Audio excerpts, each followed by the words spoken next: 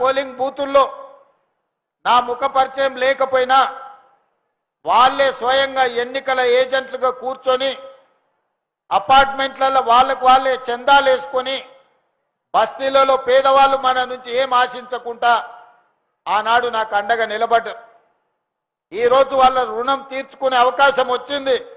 మీరు ఖచ్చితంగా ఈ ప్రాంతంలో రోడ్లైనా, ఈ ప్రాంతంలో ఫ్లైఓవర్లైనా, ఈ ప్రాంతంలో చెరువుల పునరుద్ధరణైనా, ఈ ప్రాంతంలో విద్య కోసం పాఠశాలలు కళాశాలలైనా, ఈ ప్రాంతంలో ఉద్యోగ ఉపాధి అవకాశాలకు అవసరమున్న పరిశ్రమల విషయంలో అయినా మీరు పెద్ద మనసు చేసుకొని కుక్కట్పల్లి నియోజకవర్గాన్ని ప్రత్యేకంగా చూడాల్సిందిగా నేను మీకు విజ్ఞప్తి చేస్తున్నా. మిత్రులారా, నేను ఎవరిని విమర్శించదలుచుకోలేదు.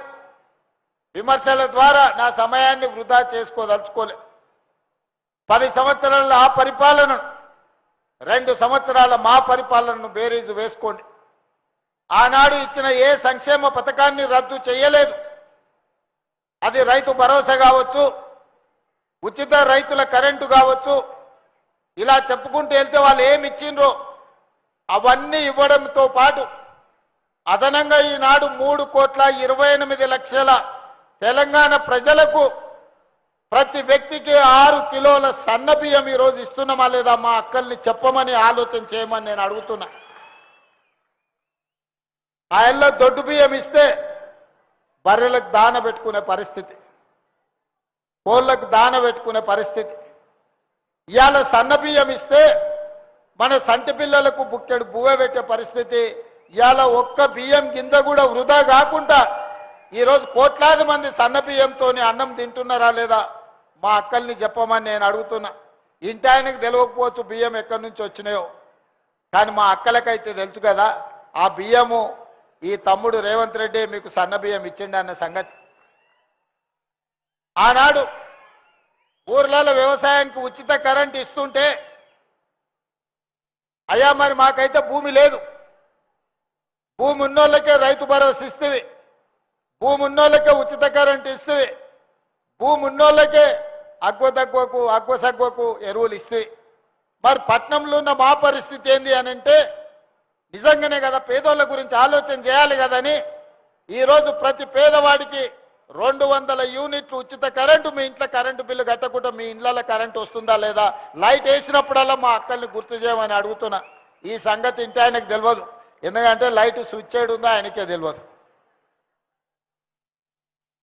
ఇవాళ 200 యూనిట్లు ఉచిత కరెంటు, 55 లక్షల కుటుంబాలు ఈరోజు ఉచిత కరెంటు లబ్ధి పొందుతున్నారా లేదా మీరు ఆలోచన చేయండి.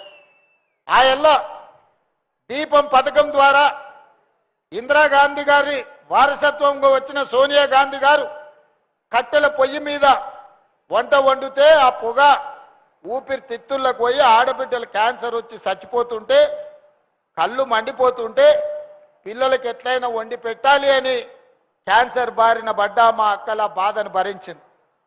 సోనియమ్మ ఆడబిడ్డల కష్టాన్ని ఆలోచన చేసి కట్టెల పొయ్యిని తీసి అటక మీద పెట్టుండ్రి, దీపం పథకం కింద స్టవ్ సిలిండర్ ఇస్తా, 400 రూపాయలకే మీకు సిలిండర్ ఇస్తా అని ఆ ఎల్ల పథకాన్ని సోనియమ్మ ప్రవేశపెట్టింది. ఆ తర్వాత వచ్చిన మోడీ గారు 400 సిలిండర్ను 1200 చేసిరు. మా అక్కలు కష్టపడి ఇండ్లల్లో పనిచేసి పరిశ్రమలలో పనిచేసి ఉద్యోగాలు చేసి సంపాదిస్తే నెలకో సిలిండర్ కొనుక్కుంటే 1200 ఆ సారు మన పర్సులకి వెళ్ళి గుంజుకపోతుండే. తెలియని దొంగ మనకు తెలియకుండానే మన పర్సులకి వెళ్ళి 1200 కొట్టుకపోతుండే. మరి అట్లాంటిది ఇవాళ మా అక్కలు సిలిండర్ కొంటే 500 రూపాయలకే ఇవాళ మా అక్కలు సిలిండర్ తెచ్చుకుంటున్నారు. అదేవిధంగా ఆయనలో బతుకమ్మ చీరలు, పండుగ పూట చీరలు పెడతాం, బతుకమ్మ ఆడుకోవాలని చీరలు ఇస్తే ఆ చీరలు ఇంటి ముందల ఊర్లలో వ్యవసాయ పొలాల కాడ పిట్టల్ని బెదరగొట్టడానికే కట్టేటోళ్ళు. ఇంటి ముందల మన ఏంది అది కర్టెన్ లాగా కట్టేటోళ్ళు మా అక్కలు, ఇట్లా రూమ్కు మధ్యలో పరద లెక్క.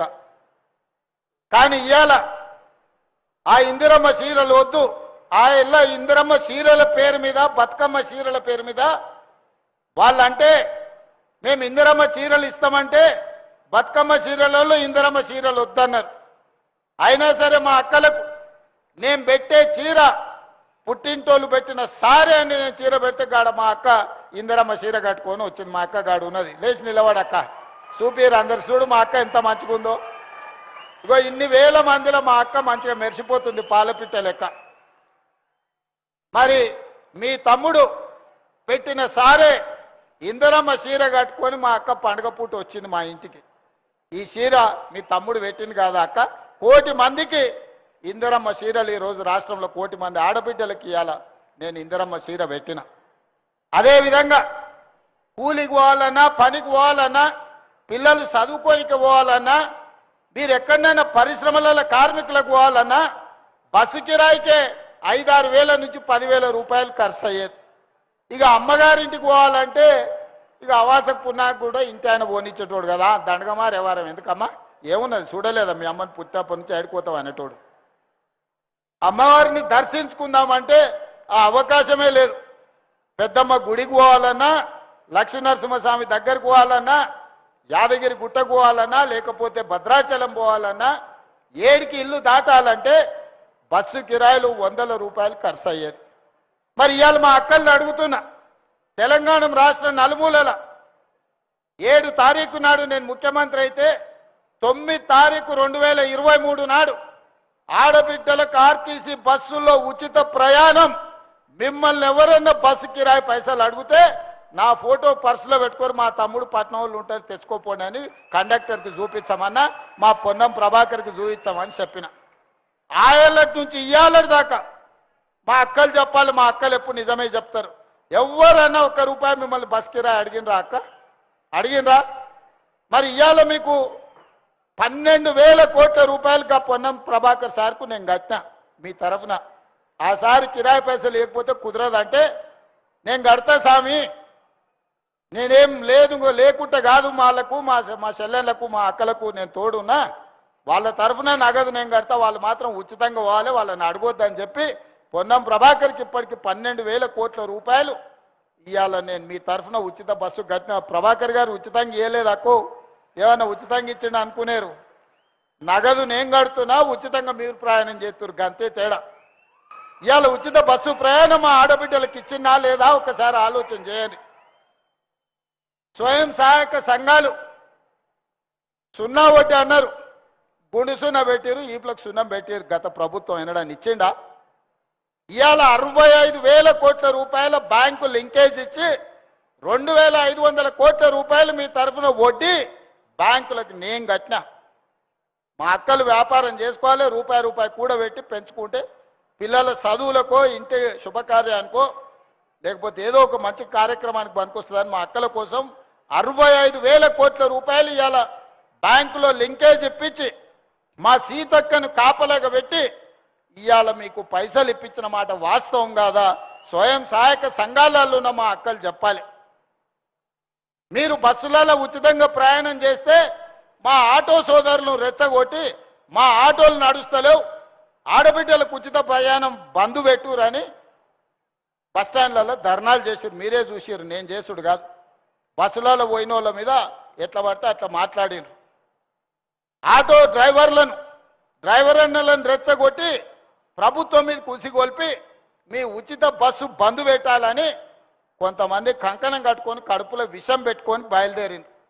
అయినా వెనుక గోలే, వాళ్ళకి చేసే మేలు వాళ్ళకి చేస్తాం, మా ఆడబిడ్డల దగ్గరకు వస్తే ఎవరినైనా ఊరుకునేది లేదని చెప్పి బస్సులలో ఉచిత ప్రయాణమే కాదు, ఇవాళ ఆడబిడ్డలకు సంఘాల పేరు మీద 1000 బస్సులు కొనిచ్చినాం. బస్సులలో ఉచిత ప్రయాణం కాదు, ఇవాళ మా ఆడబిడ్డలు రాష్ట్రంలో 1000 బస్సులకు యజమానులు అయ్యారు. ఇదే పొన్నం ప్రభాకర్కు బస్సులు పెట్టి ఒక్కొక్క బస్సుకు నెలకు 70,000 రూపాయలు ఆయన దగ్గర వసూలు చేసుకుంటారు. ఇవాళ బస్సులకు యజమానులను మన ప్రభుత్వం చేసింది. 200 యూనిట్లు ఉచిత కరెంటు కాదు, 1000 మెగావాట్లు సోలార్ విద్యుత్ ఉత్పత్తి చేసి విద్యుత్ శాఖకే అమ్ముకునేటట్టు మా ఆడబిడ్డలకు భూములు ఇచ్చి సోలార్ విద్యుత్ ప్లాంట్లను పెట్టించి ఈరోజు వ్యాపారంలో మిమ్మల్ని రాణించేటట్టు చేశారు. ఒకప్పుడు పెట్రోల్ వ్యాపారం అంటే భారత ప్రభుత్వం తర్వాత రిలయన్స్, అంబానీలు మాత్రమే చేసేటోళ్ళు. ఇవాళ రాష్ట్రంలో ఎక్కడ చూసినా మహిళా సంఘాలకు పెట్రోల్ బంకులు ఇచ్చి ఈరోజు పెట్రోల్ బంకులల్లో నెలకు 5-6 లక్షల రూపాయలు ఒక్కొక్క సంఘం